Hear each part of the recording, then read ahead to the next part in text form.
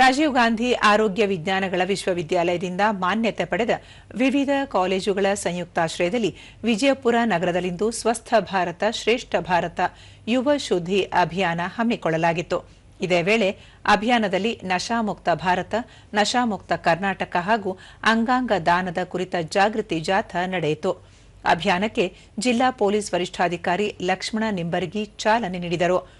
ಜಿಲ್ಲಾ ಆರೋಗ್ಯಾಧಿಕಾರಿ ಸಂಪತ್ ಕುಮಾರ ಗುಣಾರಿ, ರಾಜೀವ್ ಗಾಂಧಿ ಆರೋಗ್ಯ ವಿಜ್ಞಾನಗಳ ವಿಶ್ವವಿದ್ಯಾಲಯದ ಕುಲಪತಿ ಡಾ ಭಗವಾನ್, ಜಿಲ್ಲಾ ಶಸ್ತ್ರಚಿಕಿತ್ಸಕ ಡಾ ಶಿವಾನಂದ ಮಾಸ್ತಿಹೊಳಿ, ರಾಜೀವ್ ಗಾಂಧಿ ವೈದ್ಯಕೀಯ ವಿಶ್ವವಿದ್ಯಾಲಯದ ಸೆನೆಟ್ ಸದಸ್ಯ ಡಾ ಸಂತೋಷ ಇಂಡಿ ಮತ್ತಿತರರು ಇದ್ದರು.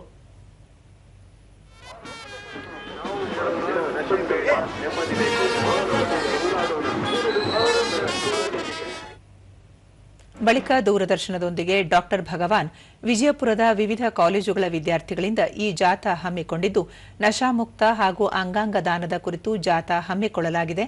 ಆ ಮೂಲಕ ಸಾರ್ವಜನಿಕರಲ್ಲಿ ಅರಿವು ಮೂಡಿಸಲಾಗುತ್ತಿದೆ ಎಂದರು. ನಮ್ಮ ಕ್ಯಾಂಪಸ್ಗಳನ್ನ ಡ್ರಗ್ಸ್ ಫ್ರೀ, ನಶಾಮುಕ್ತ, ಮಾದಕ ದ್ರವ್ಯಗಳಿಂದ ದೂರ ಇರತಕ್ಕಂಥದ್ದು, ನಮ್ಮ ವಿದ್ಯಾರ್ಥಿಗಳನ್ನ ಪ್ರೊಟೆಕ್ಟ್ ಮಾಡತಕ್ಕಂಥದ್ದು ನಮ್ಮ ಧ್ಯೇಯ ಉದ್ದೇಶ. ಡಾ ಶಿವಾನಂದ ಮಾಸ್ತಿಹೊಳಿ, ಓರ್ವ ವ್ಯಕ್ತಿ ಮರಣದ ಬಳಿಕವೂ 8 ಜನರಿಗೆ ಜೀವದಾನ ಮಾಡಬಹುದಾಗಿದ್ದು, ಅಂಗಾಂಗ ದಾನದ ಕುರಿತು ಸಾರ್ವಜನಿಕರಲ್ಲಿ ಅರಿವು ಮೂಡಿಸಬೇಕಾದ ಅಗತ್ಯವಿದೆ ಎಂದು ಹೇಳಿದರು.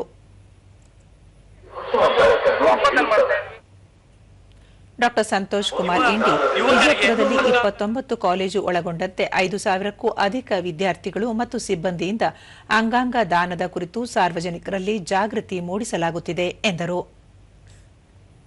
ಇದನ್ನು ಹಮ್ಮಿಕೊಂಡಿದ್ದಾರೆ. ಈಗಾಗಲೇ ಇದು 11ನೇ ಡಿಸ್ಟ್ರಿಕ್ಟ್ ಅಲ್ಲಿ ಈ ಕಾರ್ಯಕ್ರಮ